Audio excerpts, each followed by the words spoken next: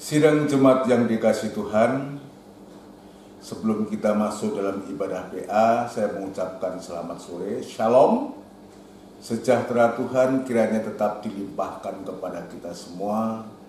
Pada sore hari ini, sebelum kita masuk dalam pemberitaan firman Allah, saya akan mengajak kepada kita semua untuk melakukan satu pujian. Nanti kita langsung masuk dalam firman Tuhan. Dari buku Pesalur nomor 92. Buku Pesalur nomor 92. Terima kasih Yesus. Siapakah hamba ini Tuhan yang mendapat belas kasih-Mu melalui firman yang dibukakan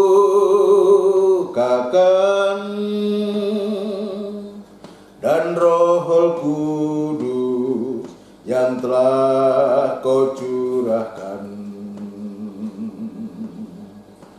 Terima kasih Yesus untuk firman-Mu, pernyataan kasih-Mu padaku. Terima kasih Yesus untuk korban-Mu yang jadi tumpuan hidupku. Semakin nyata pribadi-Mu di dalam firman yang ku terima. Nyatalah pula cacat celaku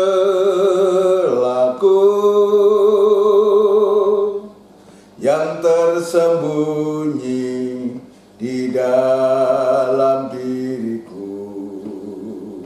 Komplet yang ketiga.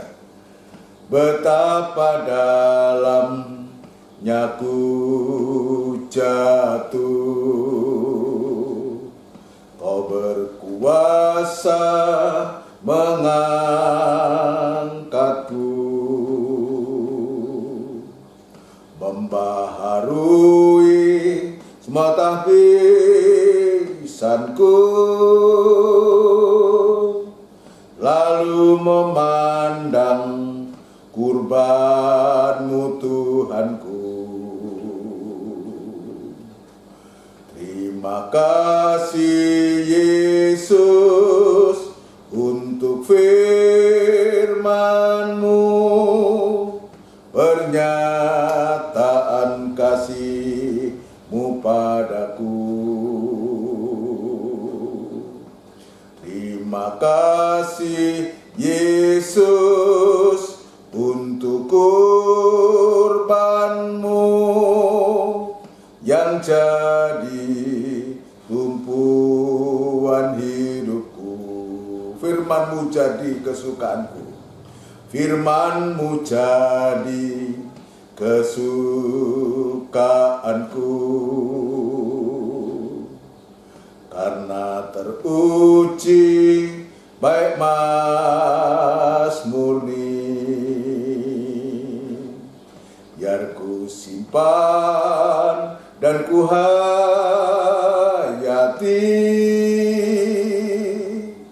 sebagai bukti kasih-Ku padamu. Terima kasih Yesus untuk firman-Mu, pernyataan kasih-Mu padaku. Terima kasih Yesus untuk korban-Mu yang jadi tumpuan hidupku.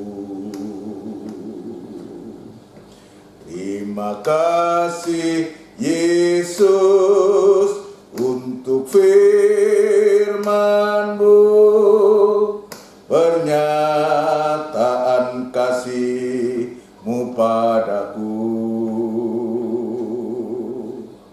Terima kasih Yesus untuk korban-Mu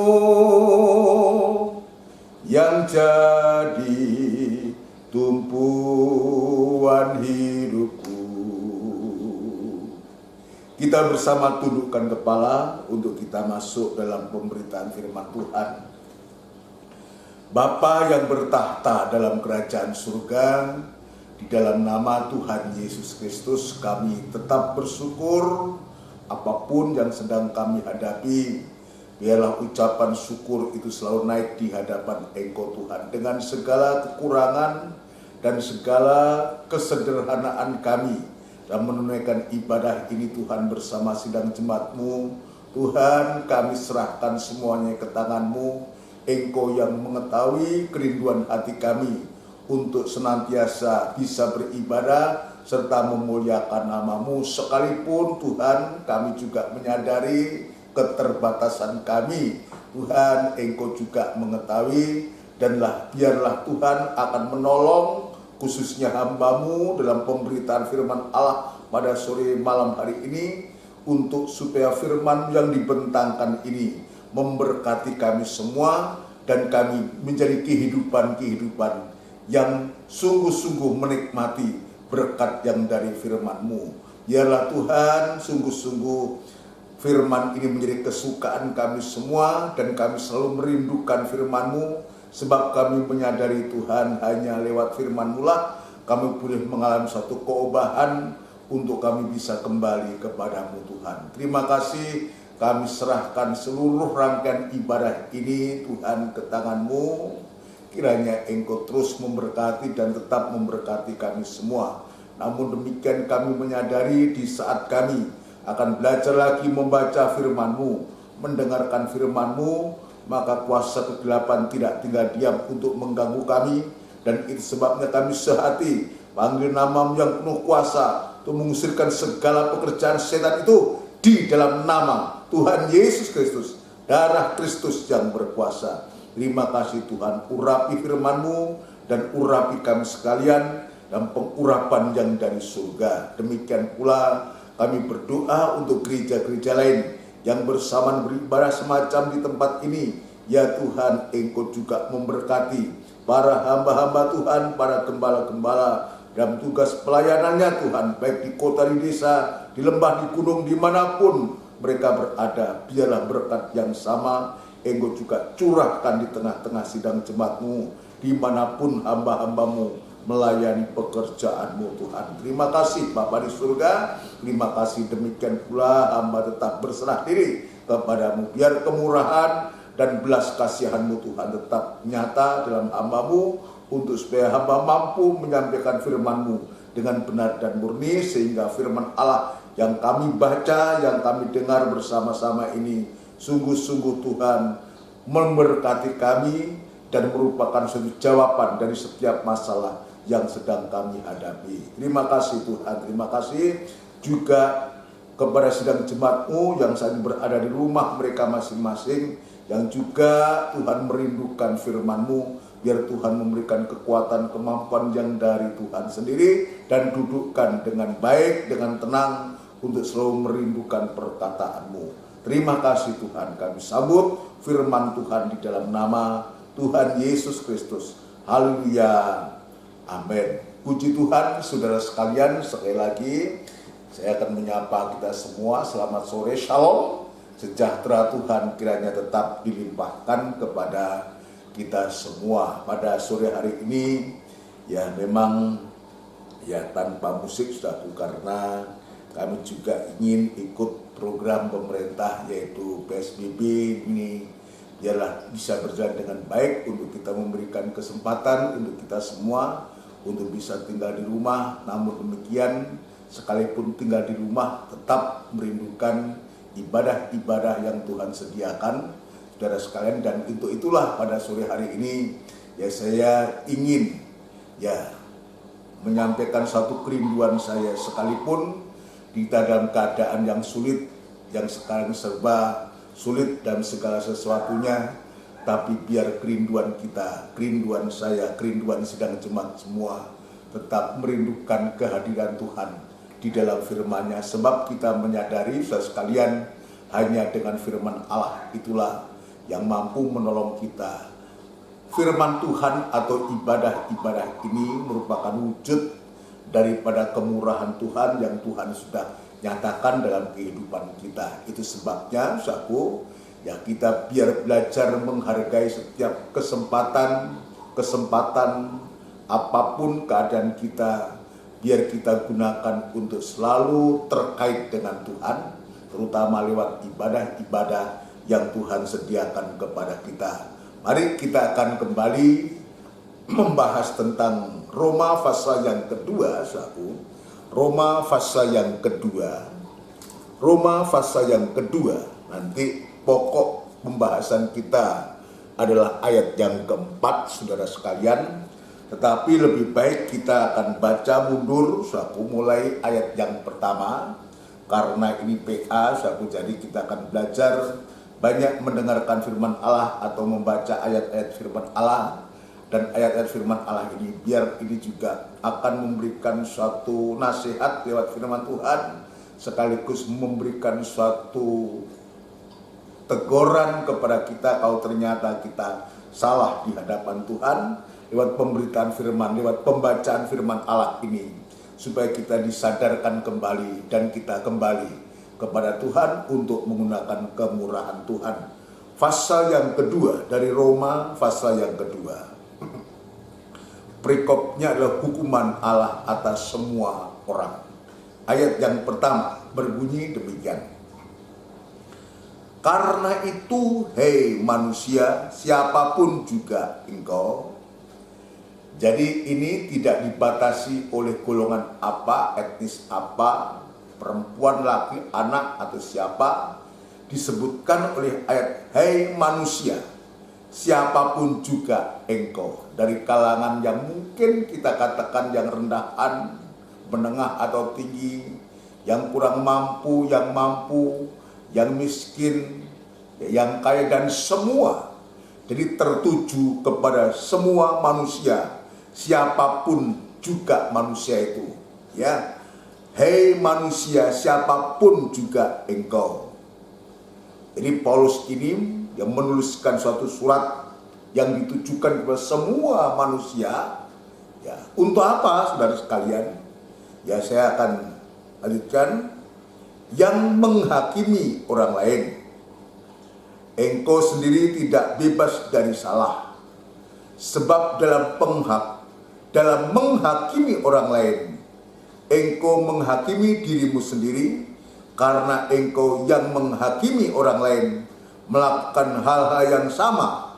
Jadi ini memberikan satu nasihat, surat yang memberikan satu nasihat, memberikan satu pesan dan nasihat kepada kita, saudara sekalian, untuk supaya setiap kehidupan kita tidak gampang, tidak cepat untuk menghakimi siapapun juga.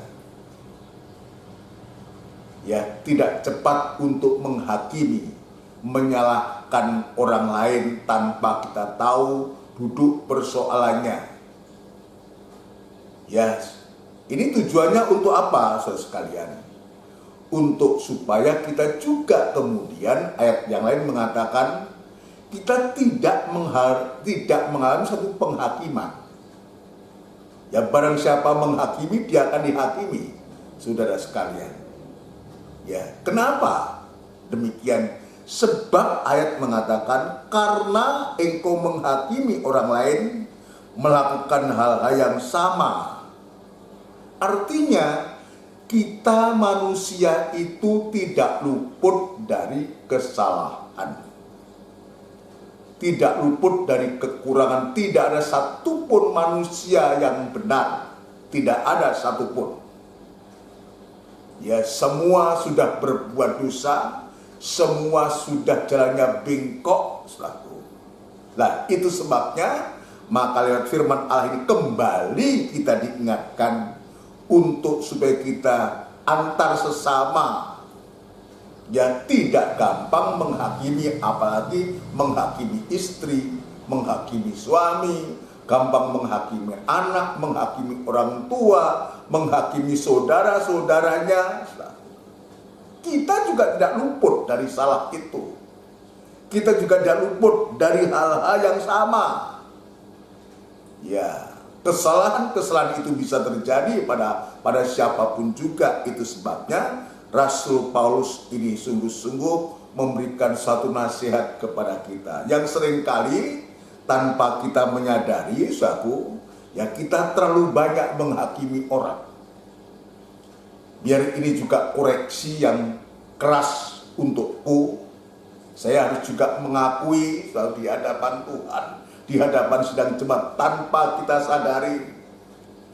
Ya, sekalipun mungkin kita tidak bermaksud, tapi ternyata ucapan kita, perkataan kita sudah ada unsur-unsur menghakimi orang lain.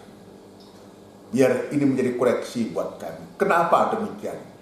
Sebab Tuhan Yesus dalam Injil Matius pasal yang ke-7, dia mengingatkan kepada kita semua. Coba ini jangan ditutup, saudaraku. Kita akan membaca dalam Injil Matius pasal yang ke-7. Injil Matius pasal yang ke-7, saudaraku. Ayat yang pertama. Ini soal penghakiman ini. Hal menghakimi ini hal yang sangat penting kepada kita untuk supaya kita bisa simak. Injil Matius pasal yang ke-7 ayat yang pertama. Jangan kamu menghakimi. Ini Tuhan Yesus sendiri yang mengajarkan kepada murid-murid saat itu, setelah ya dia mengajarkan hal-hal yang lain, yang Tuhan tunjukkan hal kekhawatiran, hal berpuasa, hal mengumpulkan harta, hal berdoa dan semua, maka Tuhan lengkapi dengan pasal yang ke-7 ayat yang pertama ini. Bunyinya, jangan kamu menghakimi supaya kamu tidak dihakimi. Jadi ini perkataan Tuhan sendiri. Kalau kita tidak mau dihakimi, maka kita jangan suka menghakimi orang. Kurang lebih sederhananya seperti itu. Ya, jangan kamu menghakimi supaya kamu tidak dihakimi. Ya, coba kalau kita suka menghakimi orang atau merasa diri benar, selalu menunjuk orang lain salah, aku yang paling benar. Ya, nanti sewaktu-waktu orang lain juga menunjukkan, akan juga menghakimi kita, menunjukkan kesalahan kekurangan kita. Yang lebih bijak adalah kalau kita bisa menghakimi diri kita sendiri. Bisa introspeksi diri kita sendiri tanpa kita harus menyalahkan orang lain, menghakimi orang lain. Saya lanjutkan ayat 2. Karena dengan penghakiman yang kamu pakai untuk menghakimi, kamu akan dihakimi, dan ukuran yang kamu pakai untuk mengukur akan diukurkan kepadamu. Jadi kalau kita menghakimi, kita pasti akan dihakimi. Sewaktu-waktu kita akan dihakimi oleh siapa? Ukuran yang kita gunakan untuk mengukur orang, maka itu juga akan diukurkan kepada kita. Nah, itu sebabnya ini satu peringatan yang cukup keras saat itu dari Tuhan Yesus kepada murid-murid, untuk supaya antar murid, antar saudara-saudara, antar saudara seiman di satu murid-murid satu, jangan ada yang saling menghakimi. Sebab di saat ada seseorang yang saling menghakimi atau suka menghakimi, ini akibatnya, dampaknya akan membawa satu keributan.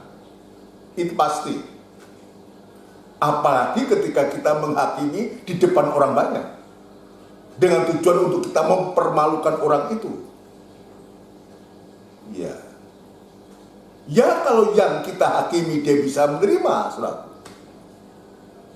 Kalau dia tidak bisa menerima, dia membalas, saudara, maka akan timbul satu keributan. Ayat yang ketiga, mengapakah engkau melihat selumbar di mata saudaramu? Jadi ini Tuhan lebih memperjelas lagi. Mengapakah engkau melihat selumbar di mata saudaramu, sedangkan balok di dalam matamu tidak engkau ketahui? Nah ini, kita tanpa kita sadari, kita melihat kekurangan orang, melihat kesalahan orang. Yang kecil aja, selumbar ayat mengatakan. Selumbar saja. Padahal ada balok di depan mata kita tidak bisa melihat. Nah ini hal-hal yang semacam ini yang Tuhan ingatkan.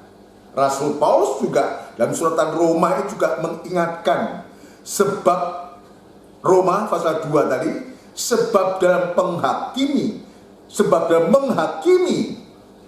orang lain, engkau menghakimi dirimu sendiri. Karena engkau yang menghakimi orang lain melakukan hal-hal yang sama. Nah,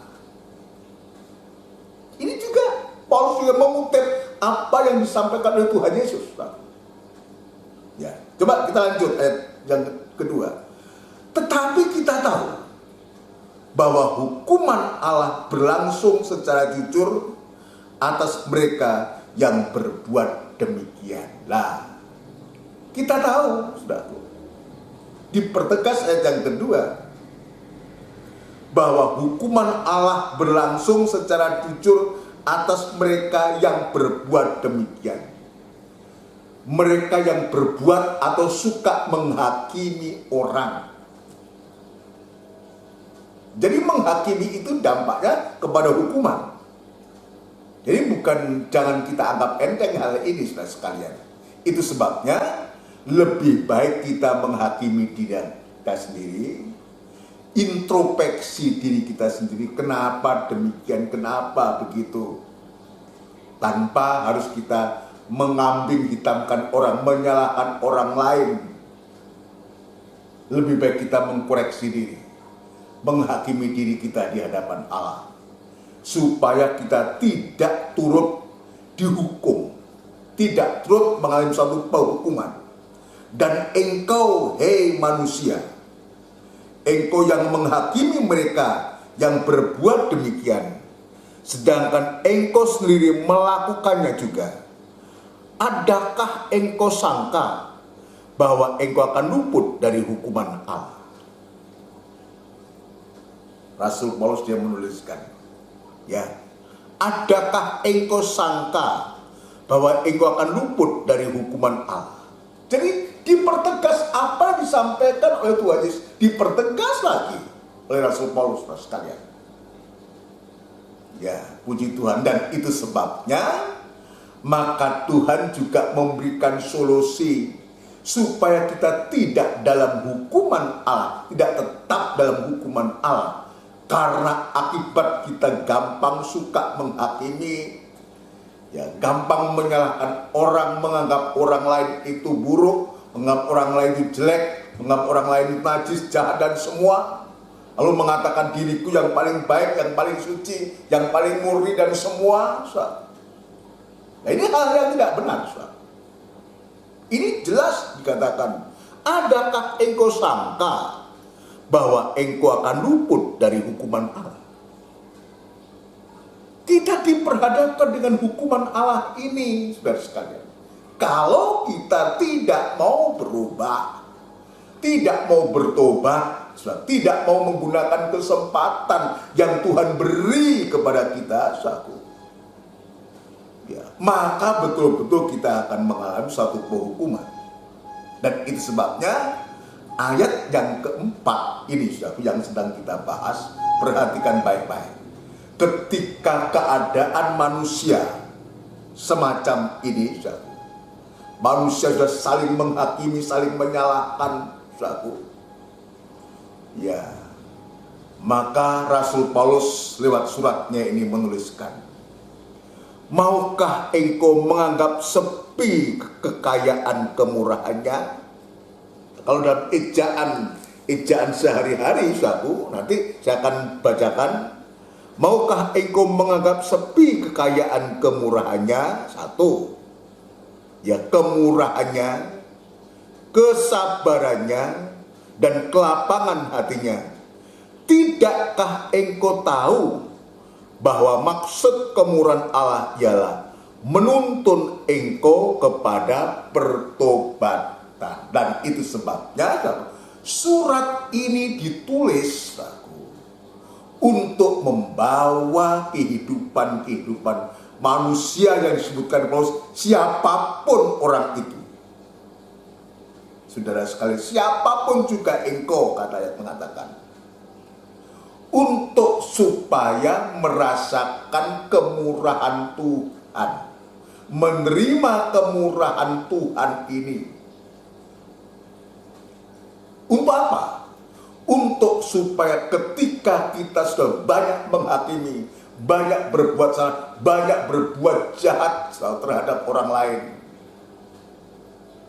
maka kita mendapatkan kesempatan dari Tuhan untuk kita berubah.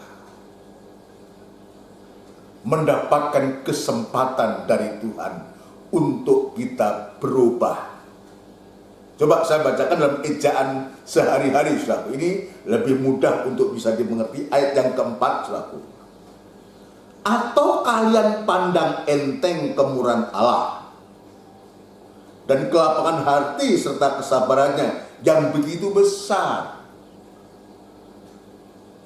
Kenapa hal itu terjadi? Hal penghakiman atau menghakimi orang, menyalahkan orang lain ini. Seringkali kita tanpa kita sadari apa yang kita lakukan itu sama dengan menganggap enteng kemurahan Allah. Padahal kemurahan Allah itu menuntun kita kepada satu pertobatan. Menuntun kita kepada satu pertobatan untuk bertobat. Kemurahan Allah untuk membawa kita supaya kita bisa bertobat kepada Allah. Artinya apa bertobat itu? Bertobat itu artinya tinggalkan yang salah, saudara sekalian. Tinggalkan yang tidak baik. Tinggalkan sikap cara. Ya, cara atau perilaku kita yang gampang menghakimi orang. Ini terutama dalam konteks ini, saudara. Itu tinggalkan. Sebab kita tahu ketika kita menghakimi, kita sedang menyakiti orang. Sedang menyakiti orang. Sedang membuat orang lain itu susah. Atau mungkin kita tahu memang dia bersalah. Ada kesalahan, ada kekurangan. Layakkah kita juga harus menghakimi mereka? Pantaskah kita harus menghakimi mereka? Sebenarnya kita juga tidak luput dari salah. Nah, di sini Tuhan tunjukkan. Ya, Tuhan tunjukkan untuk supaya lewat kemurahannya ini yang begitu besar, ayat mengatakan betul-betul menuntun kita kepada pertobatan. Jadi saya katakan bertobat itu tinggalkan dosa, kejahatan, sesuatu yang tidak baik, kita tinggalkan itu. Jangan berhenti sampai di situ, saudara sekalian. Ya, kalau kita berhenti hanya tinggalkan dosa, tinggalkan kejahatan, sewaktu-waktu nanti akan terulang kembali. Seperti kalau kita membabat rumput itu, ya kita babat memang rapi di saat itu, bersih nampaknya. Tapi sewaktu-waktu dia akan tumbuh. Kalau kita hanya berhenti berbuat dosa, berbuat kejahatan, berhenti, sewaktu-waktu bisa tumbuh. Maka setelah kita tinggalkan dosa, saudara sekalian, tinggalkan kejahatan, tinggalkan roh, tinggalkan perilaku yang suka menghakimi orang ini, kita tinggalkan. Dan segera kita kembali kepada Tuhan. Segera kembali kepada Tuhan. Segera kita bertobat. Artinya apa? Segera kita sadar. Sadar akan dosa itu. Setelah kita sadar, cukup? belum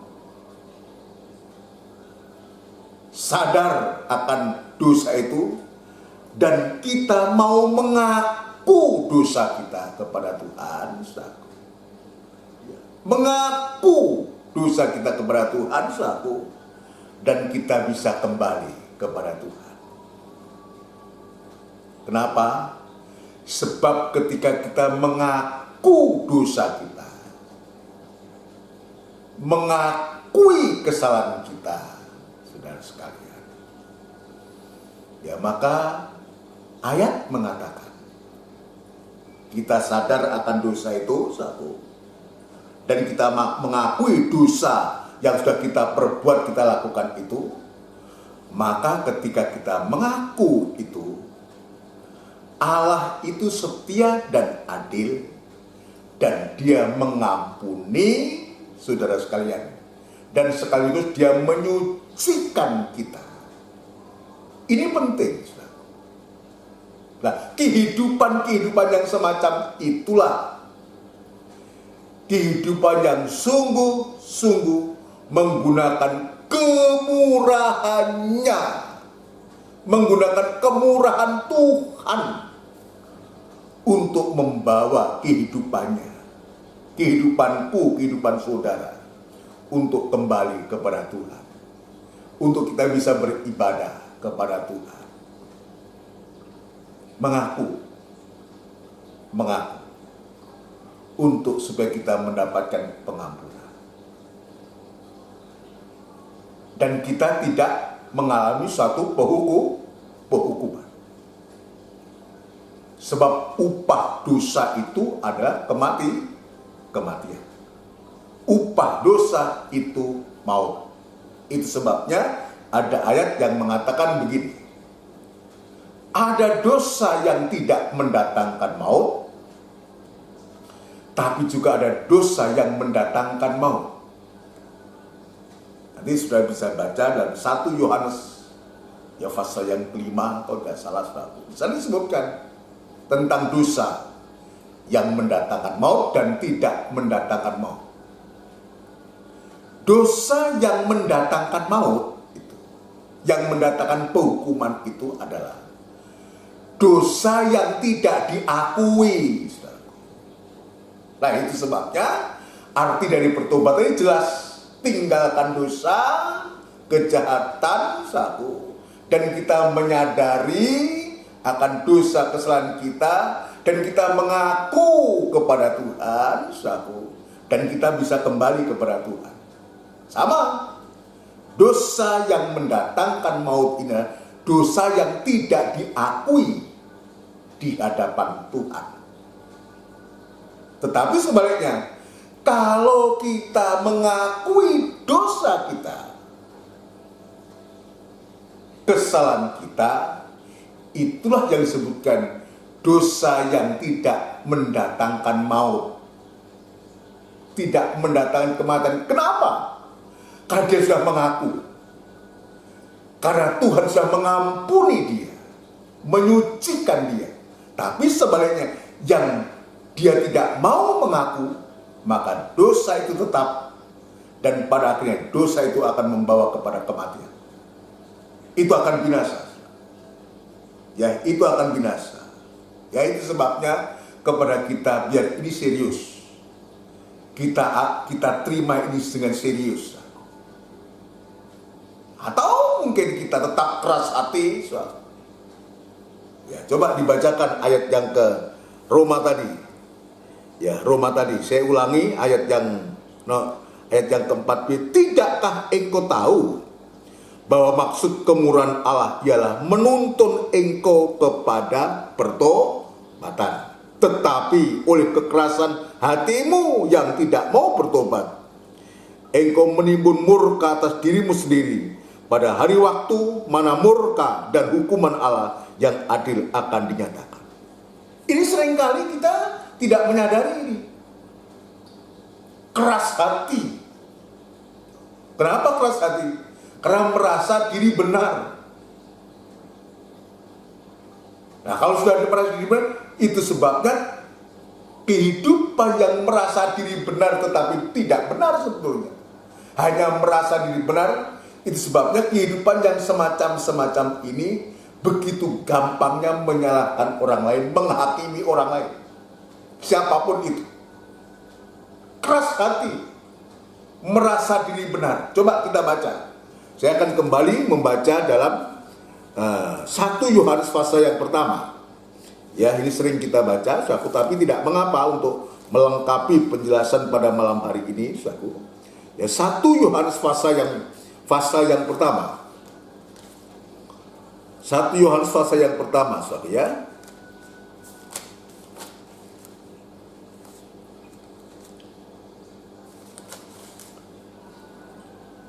Ya.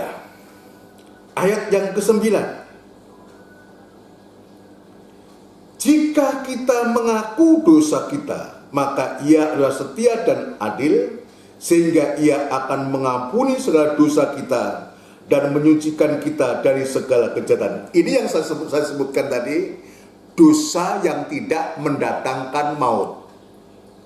Ketika dia sadar, ketika dia mengaku dosa dan kejahatannya, maka Ia akan mengampuni segala dosa kita dan menyucikan kita dari segala kejahatan. Jika kita berkata bahwa kita tidak ada berbuat dosa, ini yang orang yang keras hati, ya, keras hati seperti tadi dalam Roma pasal yang kedua tadi, ya, yang disebutkan Rasul Paulus tadi, keras hati, tetapi oleh kekerasan hatimu yang tidak mau bertobat ini, ya. Jika kita berkata bahwa kita tidak ada berbuat dosa, ya, maka Ia membuat dia menjadi pendusta dan firman-Nya tidak ada di dalam kita. Ini sama dengan kita menghakimi juga, menghakimi Tuhan. Disebutkan, maka kita membuat dia menjadi pendusta. Ya, dan firman-Nya tidak ada di dalam kita. Dan kehidupan yang semacam ini, ayat 8 perhatikan. Jika kita berkata bahwa kita tidak berdosa, maka kita menipu diri kita sendiri dan kebenaran tidak ada di dalam kita. Artinya apa? Artinya dia tetap hidup di dalam dosa. Dia tidak mau menggunakan kemurahannya, besar ini. Tidak mau menggunakan kemurahan Tuhan yang begitu limpahnya, yang begitu besar. Tuhan limpahkan kepada kita. Ya, dia tidak menggunakan itu. Dia keras hati, yang ujungnya dia tetap berbuat dosa. Dia tetap dosa itu tetap dalam dirinya. Dan ayat mengatakan dalam Roma pasal yang ke-6 ayat 23.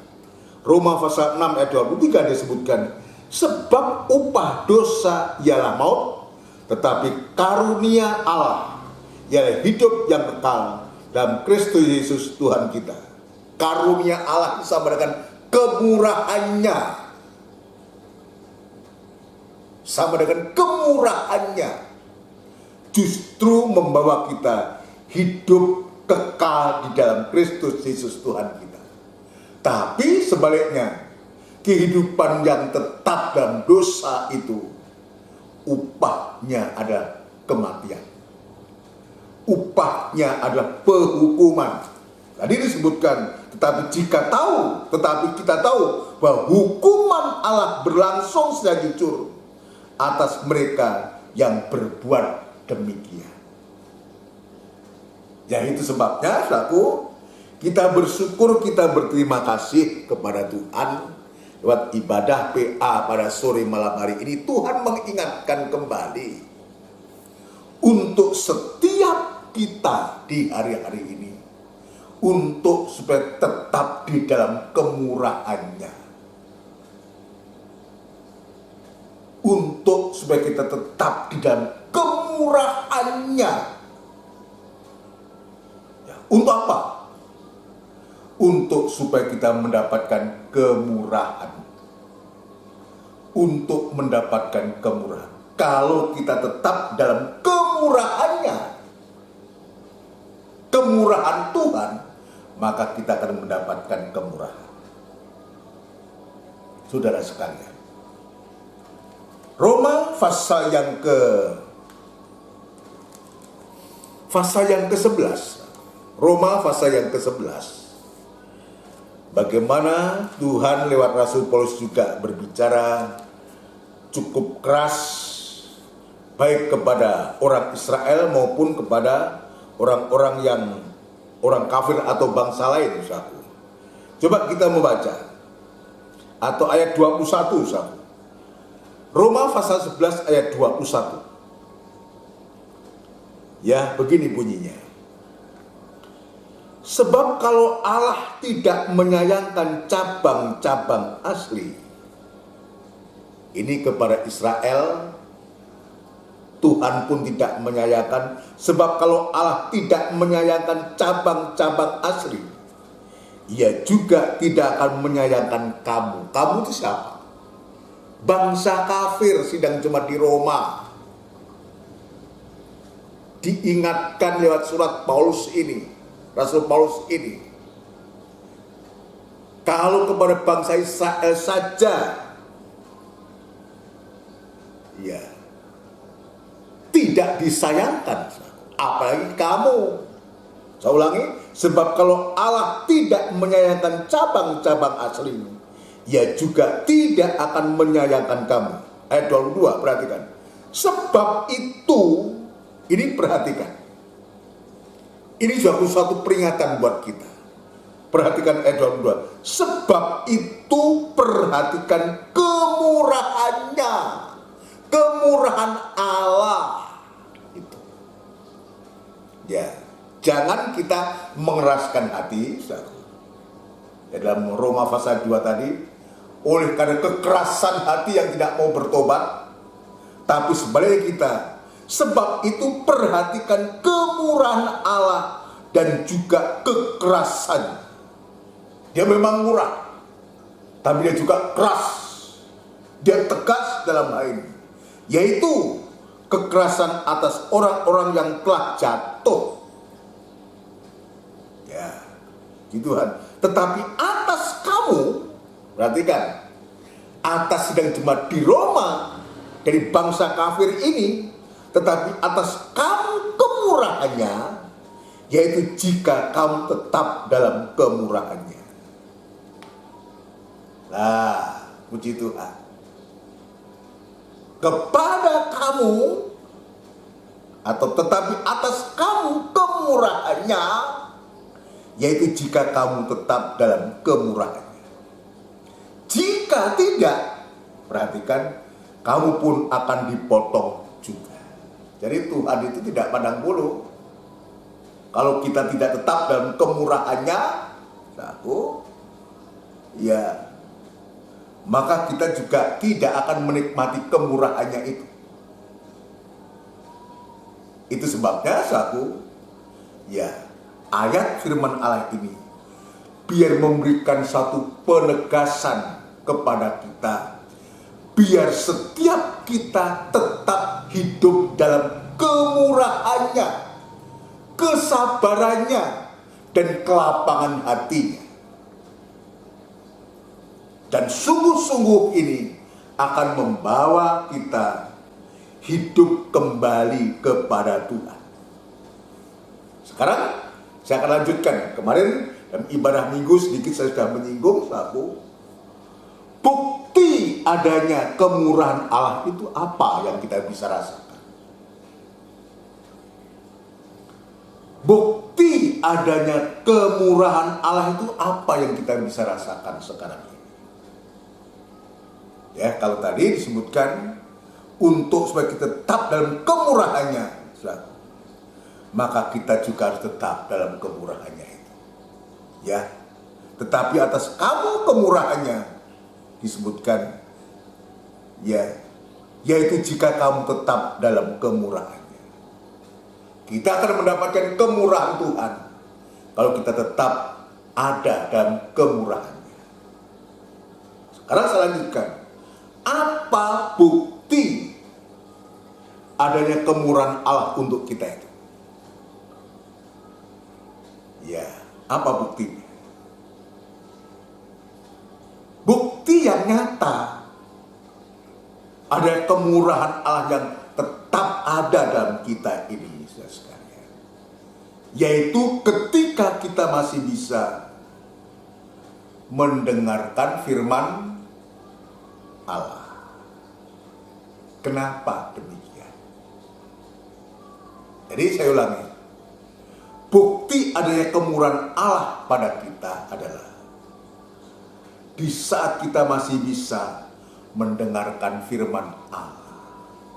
Ini kemurahan. Jadi mendengarkan firman Allah atau beribadah kepada Tuhan, membaca firman, mendengarkan firman Allah atau ibadah pelayanan ini adalah kemurahan Tuhan.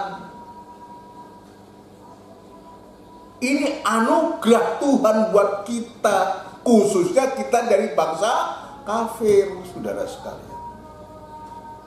Khususnya kita dari bangsa kafir. Kenapa demikian? Sebab sesungguhnya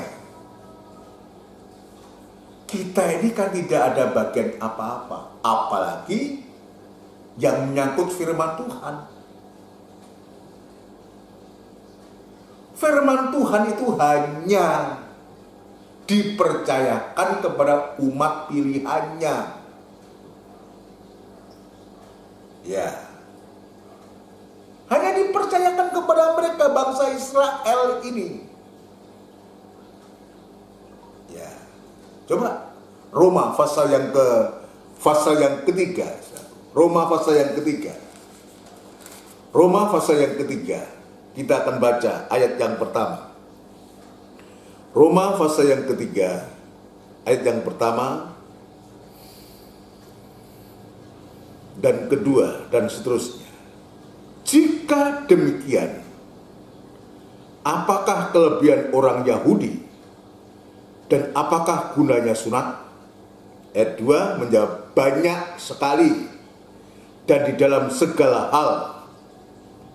Banyak sekali dan di dalam segala hal. Pertama-tama, perhatikan, sebab kepada mereka dipercayakan firman Allah. Ya, firman Allah itu pertama-tama hanya dipercayakan kepada dia. Kita bukan siapa-siapa yang gak pernah ada janji apa-apa. Nanti kita baca. Nah, kalau kita tidak memperhatikan ini, tidak memperhatikan kemurahan Allah ini, kita betul-betul kita akan kehilangan kemurahannya ini. Kehilangan kesempatan untuk kita bisa beribadah. Puji Tuhan. Ini kita lihat dari ayat ini.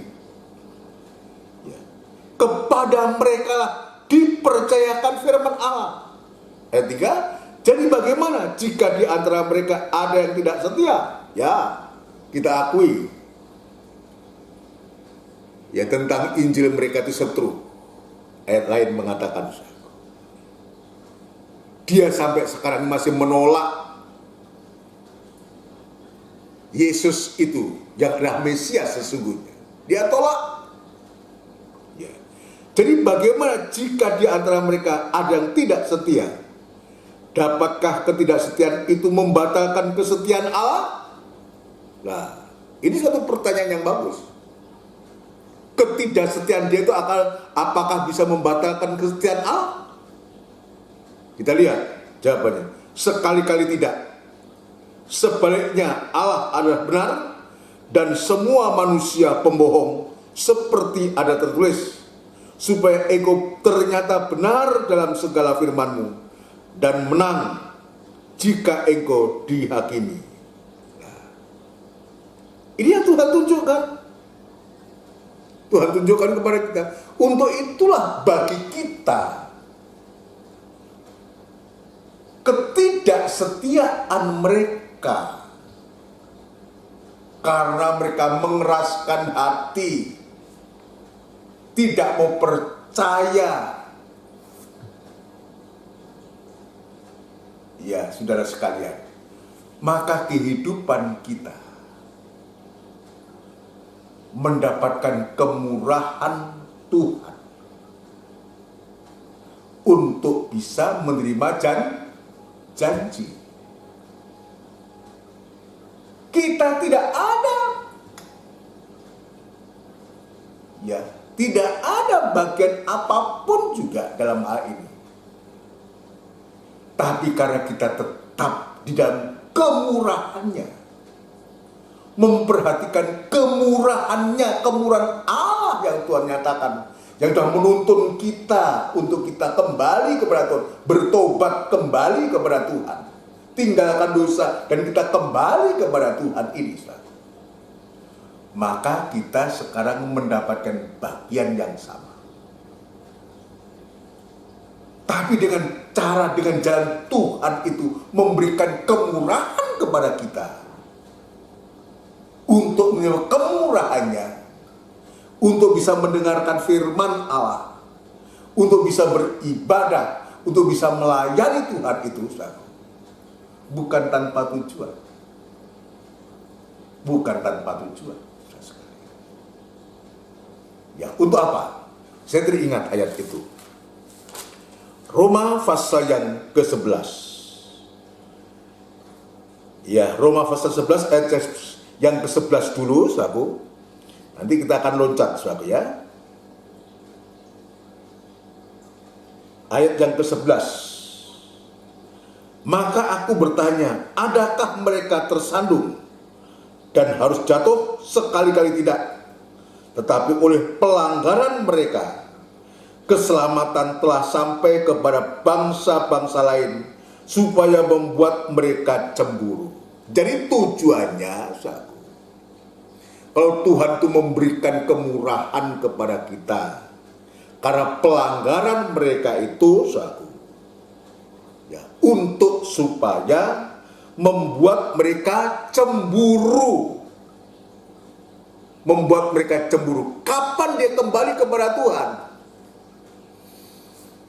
Ya, itu bukan urusan kita. Itu urusannya Tuhan. Tapi yang pasti kasih setia Tuhan Allah itu tidak pernah berubah kepada bangsa pilihannya, kepada umat Israel ini. Coba ayat yang ke-28, ayat 28. Mengenai Injil, mereka adalah setru Allah oleh karena kamu. Tetapi mengenai pilihan, mereka adalah kekasih Allah oleh karena nenek moyang. Sebab Allah tidak menyesali kasih karunia dan panggilannya. Ingat baik-baik, apapun juga orang mengatakan Israel begini begitu, tapi kasih setia Allah itu tidak pernah berubah. Ayat mengatakan dia kekasih Allah, sebab Allah tidak menyesali kasih karunia dan panggilannya. Sebab sama seperti kamu dahulu tidak taat kepada Allah, tetapi sekarang beroleh kemurahan. Nah, kita ini untuk kita. Sebab sama seperti kamu, ini ada, ya, sidang jemaat di Roma kita, ya, mewakili kita bangsa kafir, saudaraku. Sebab sama seperti kamu dahulu tidak taat kepada Allah, tetapi sekarang beroleh kemurahan oleh ketidaktaatan mereka, itulah Israel, saudaraku. Demikian juga mereka sekarang tidak taat, supaya oleh kemurahan yang telah kamu peroleh, mereka juga akan beroleh kemurahan. Jadi sesungguhnya, ya, Tuhan itu memakai bangsa lain, memakai kita, kemurahannya itu diberikan kepada kita untuk supaya membuat cemburu bangsa Israel, dan sehingga mereka kembali juga kepada kemurahannya.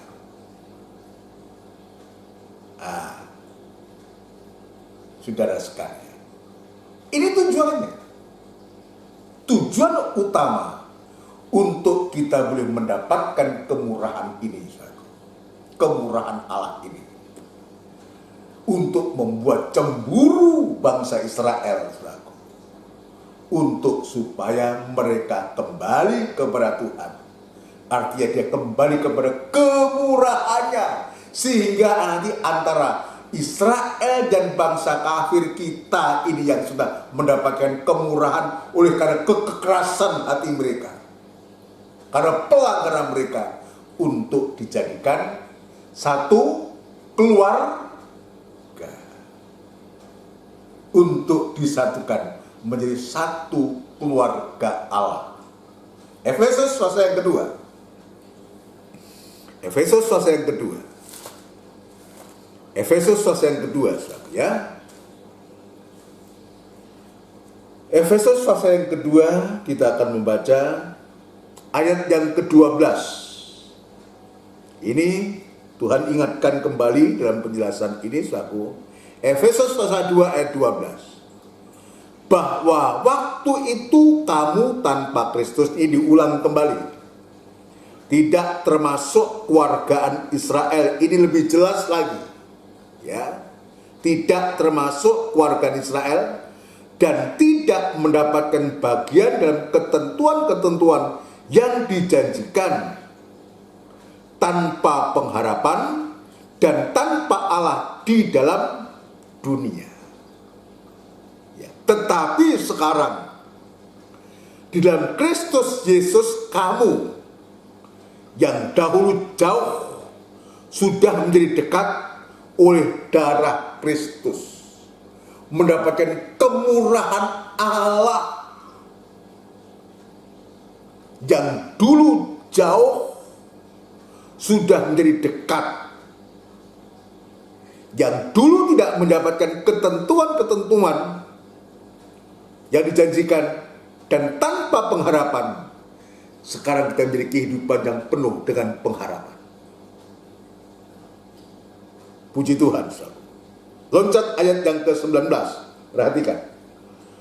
Demikianlah kamu bukan lagi orang asing dan pendatang, melainkan kawan sewarga dari orang-orang kudus dan anggota-anggota keluarga Allah, yang dibangun di atas dasar para rasul dan para nabi, dengan Kristus Yesus sebagai batu penjuru. Ini luar biasa. Menjadi satu warga. Tidak ada lagi kafir dan Israel, kita menjadi satu warga. Ya, menjadi kehidupan yang sama-sama mendapatkan janjinya Allah ini. Ini tujuannya. Ini tujuan Tuhan itu. Kenapa Tuhan itu memberikan kemurahannya kepada kita, kesabarannya kepada kita, kelapangan hatinya kepada kita, untuk suatu tujuan yang pasti, untuk membawa kehidupan kita ini menjadi satu warga, menjadi satu keluarga Allah yang dibangun di atas firman Tuhan. Yang dibangun di atas para rasul dan para nabi, itu artinya dibangun di atas Alkitab firman Tuhan. Para nabi itu mewakili perjanjian lama, para rasul itu mewakili perjanjian baru.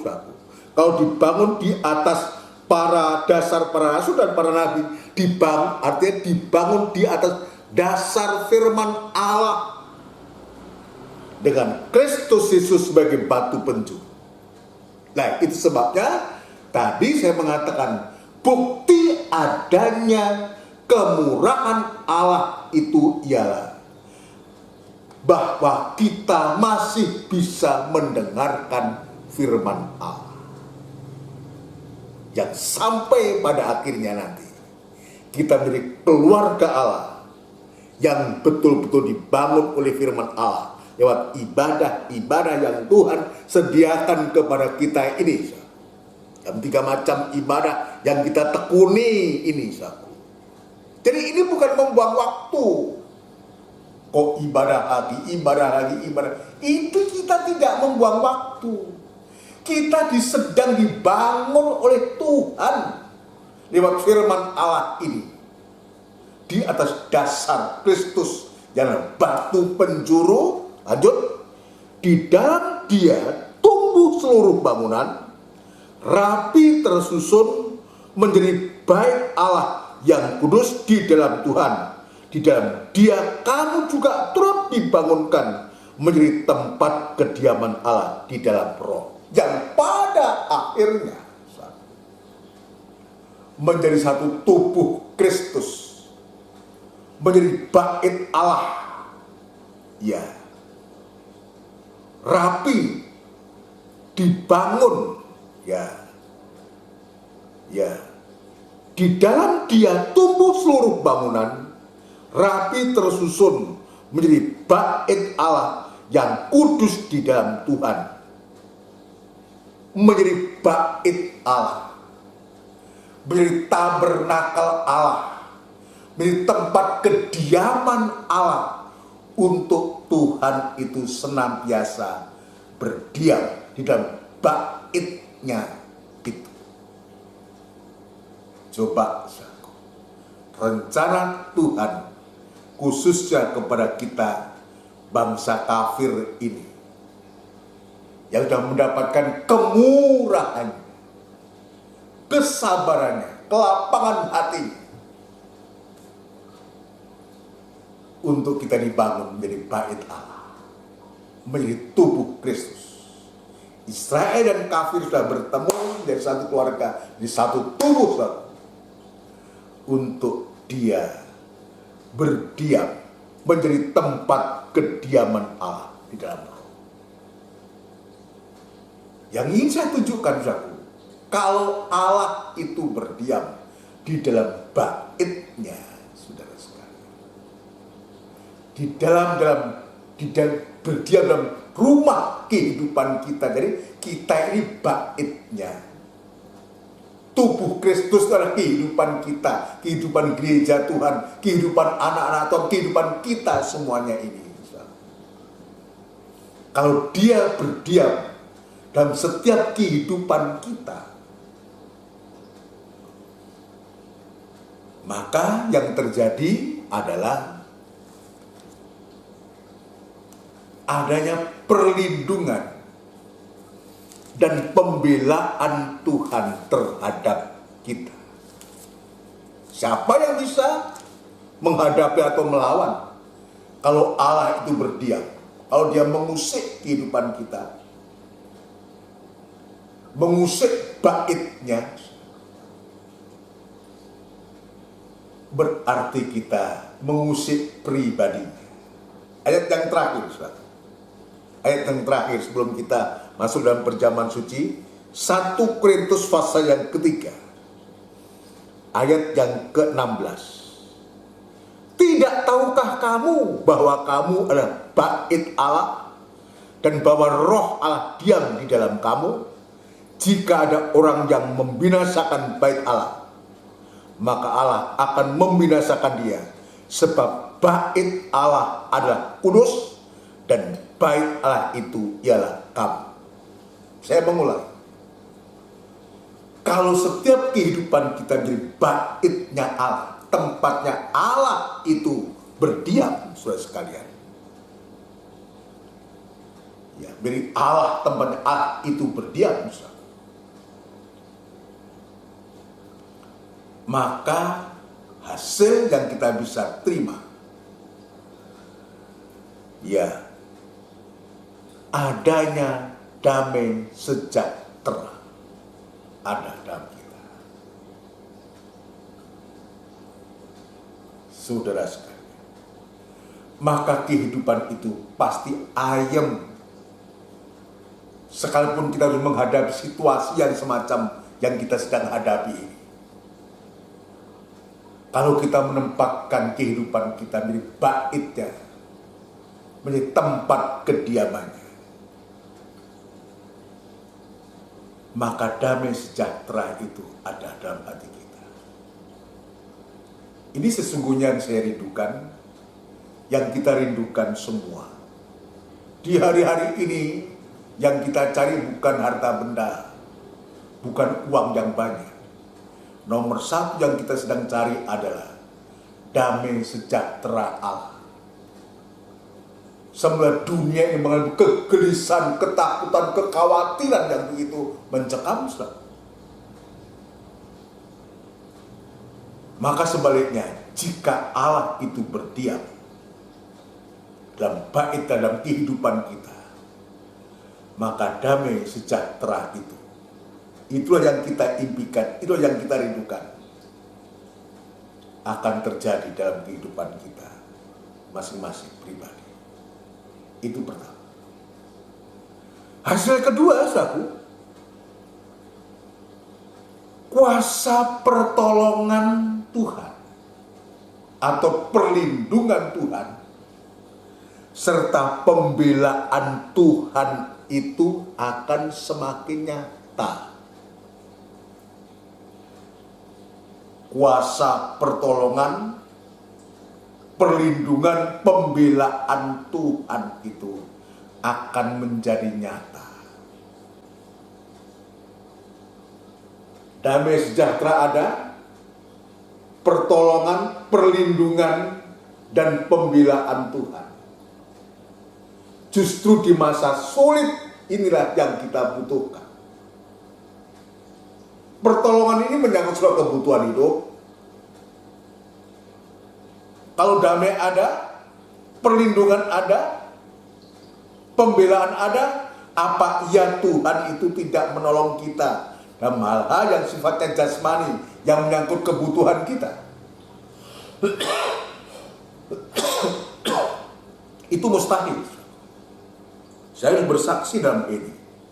Banyak hal, ya, oleh kemurahan Tuhan, Tuhan tetap pelihara sampai hari ini dengan caranya Tuhan. Dalam situasi sulit sekarang ini, tuh pelihara dengan caranya Tuhan. Dengan caranya Tuhan memakai siapapun juga, memakai sidang jemaat, memakai orang lain untuk bisa memelihara, untuk bisa mencukupi. Pertolongan Tuhan itu nyata. Damai sejahtera, perlindungan, pembelaan Tuhan, serta pertolongan Tuhan ini pasti akan menjadi pengalaman kita. Itu sebabnya, saudara sekalian, suratan Roma pasal yang ke-11 tadi, ya, mengingatkan kita untuk supaya kita tetap di dalam kemurahannya. Ya, supaya kemurahan Allah itu selalu berlaku untuk kita. Ya, saya akan ulangi, saudaraku. Sebab itu perhatikanlah kemurahan Allah dan juga kekerasannya, yaitu kekerasan atas orang-orang yang telah jatuh, tetapi atas kamu kemurahannya, yaitu jika kamu tetap dalam kemurahannya. Jika tidak, kamu pun akan dipotong juga. Puji Tuhan. Ayo, kepada kita semua, lewat ibadah PA ini, saya harus mengakui terlalu banyak kekurangan dan kesalahan. Kesalahan-kesalahan yang bisa menghakimi orang, yang merasa diri benar, yang suka menyalahkan orang, tapi kemurahannya itu menuntun kita untuk kita bisa bertobat, untuk kita bisa beribadah, untuk kita bisa mendengarkan firman Allah. Sampai sewaktu-waktu semua penjelasan ini yang ujungnya kehidupan kita semua menjadi tempat kediaman Allah. Amin. Mari kita akan masuk dalam perjamuan suci. Kita akan melakukan pujian kemurahan Tuhan. Oleh karena kemurahan Tuhan, ku ada sampai hari ini. Oleh karena kebaikan Tuhan, janjimu terjadi bagiku. Dari atas. Oleh karena kemurahan Tuhan, ku ada sampai hari ini. Oleh karena kebaikan Tuhan, janji-Mu terjadi bagiku. Ku sembah Kau Tuhan, ku mengangkat tanganku, selamanya Kau ajaib bagiku. Ku sembah Kau Tuhan, ku mengangkat wajahku, selamanya Kau hebat bagiku. Ku sembah Kau Tuhan, ku mengangkat tanganku, selamanya Kau ajaib bagiku. Ku sembah Kau Tuhan, ku mengangkat wajahku, selamanya Kau hebat bagiku. Kita tundukkan kepala untuk kita berdoa untuk perjamuan suci ini. Benar Tuhan, hanya kemurahan-Mu lah kami ada sampai hari ini Tuhan.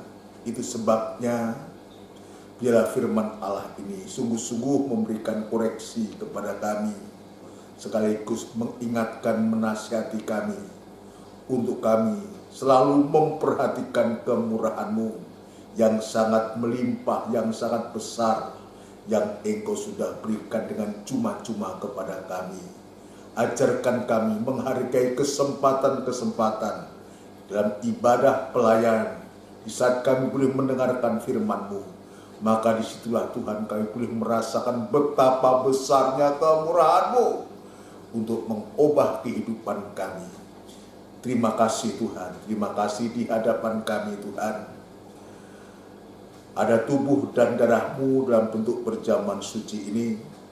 Sebelum kami menjamah, sebelum kami bersekutu dengan tubuh dan darah-Mu, sekali lagi mulai dari hamba Tuhan, juga seluruh sidang jemaat-Mu yang ada, mohon kemurahan-Mu, mohon pengampunan-Mu Tuhan, untuk supaya kami layak di hadapan Engkau. Ampuni segala dosa dan kejahatan kenajisan kami, supaya kami layak bersekutu dengan tubuh dan darah-Mu Tuhan. Terima kasih Bapa, terima kasih.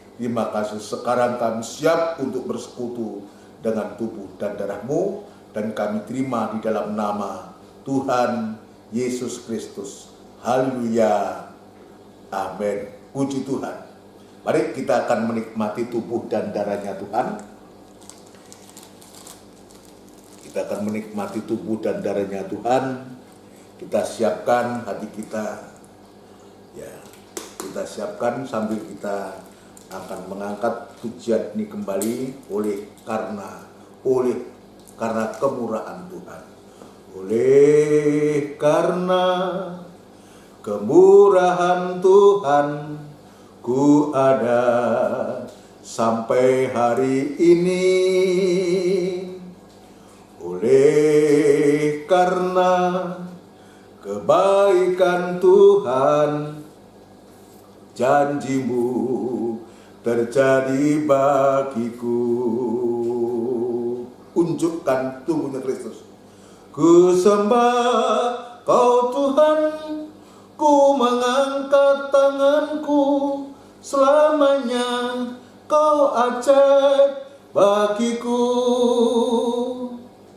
Ku sembah Kau Tuhan, ku mengangkat wajahku, selamanya Kau hebat bagiku. Sekali lagi. Ku sembah Kau Tuhan, ku mengangkat tanganku, selamanya Kau ajaib bagiku. Ku sembah Kau Tuhan, ku mengangkat wajahku, selamanya Kau hebat bagiku.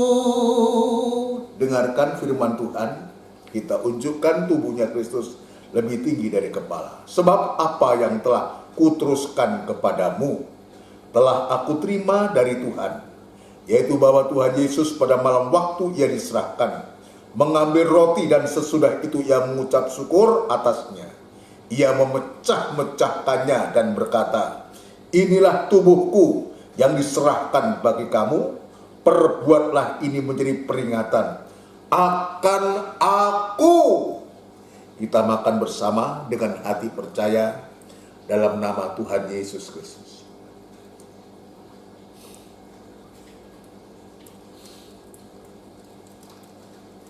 Terima kasih Tuhan. Terima kasih Tuhan. Untuk tubuhmu yang adalah makanan yang sesungguhnya Tuhan. Terima kasih. Unjukkan darahnya Kristus lebih tinggi dari kepala, dan taruh tangan kiri di atas dada, dan dengarkan firman Tuhan. Demikian juga ia mengambil cawan sesudah makan lalu berkata, cawan ini adalah perjanjian baru yang dimeteraikan oleh darahku. Perbuatlah ini setiap kali kamu meminumnya menjadi peringatan akan aku. Kita minum bersama dengan hati percaya dalam nama Tuhan Yesus Kristus.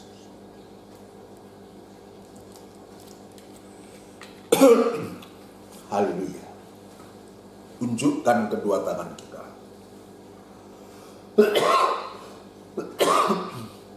Kita berikan penyembahan kepada Tuhan. Terima kasih Tuhan. Terima kasih. Terima kasih. Terima kasih. Sebab setiap kali kamu makan roti ini dan minum cawan ini, kamu memberitakan kematian Tuhan sampai ia datang kembali. Terima kasih Tuhan. Terima kasih. Terima kasih Tuhan. Engkau besar, Engkau ajaib, Engkau luar biasa. Kemurahan-Mu begitu besar Tuhan terhadap kami. Terima kasih Tuhan. Terima kasih. Panjang sabar-Mu, kelapangan hati-Mu Tuhan begitu limpah ruah kepada kami semua. Terima kasih Tuhan. Terima kasih. Tuhan, terima kasih untuk berkat-Mu sore malam hari ini, ibadah PA ini. Engkau sudah memberikan firman Allah, dan sekaligus kami juga Engkau lengkapi dengan tubuh darah-Mu untuk memberikan kekuatan dan semangat yang baru kepada kami semua, seluruh sidang jemaat-Mu Tuhan. Dan saat ini juga sekaligus hamba-Mu berdoa untuk sidang jemaat-Mu Tuhan, dimanapun saya berada dalam kelemahan tubuh Tuhan, dalam penderitaan yang lain, dan masalah persoalan yang lain yang sedang dihadapi oleh sidang jemaat-Mu. Biarlah Tuhan Engkau tetap berkemurahan untuk memberikan pertolongan yang ajaib kepada anak-anak-Mu semua Tuhan. Kami yakin dan percaya bahwa Engkau tidak pernah meninggalkan kami semua, asal kami tetap dalam kemurahan-Mu Tuhan. Tetap kami setia dan merindukan firman-Mu dan ibadah-ibadah yang Tuhan sediakan kepada kami Tuhan. Terima kasih Tuhan, terima kasih. Pembelaan dan pertolongan-Mu, damai sejahtera-Mu tetap ada dalam kami semua. Terima kasih Bapa di surga, terima kasih. Demikian pula kami berdoa selalu Tuhan kepada jemaat-Mu Tuhan. Sekali lagi yang sedang dalam pergumulan mencari pekerjaan, merintis pekerjaan baru, ya Tuhan Engkau membuka jalan, Engkau memberikan pertolongan yang ajaib Tuhan. Terima kasih yang sudah bekerja baik di kota, di luar kota, di luar pulau sekalipun. Biar Tuhan juga memberkati mereka. Engkau ada di tengah-tengah mereka Tuhan.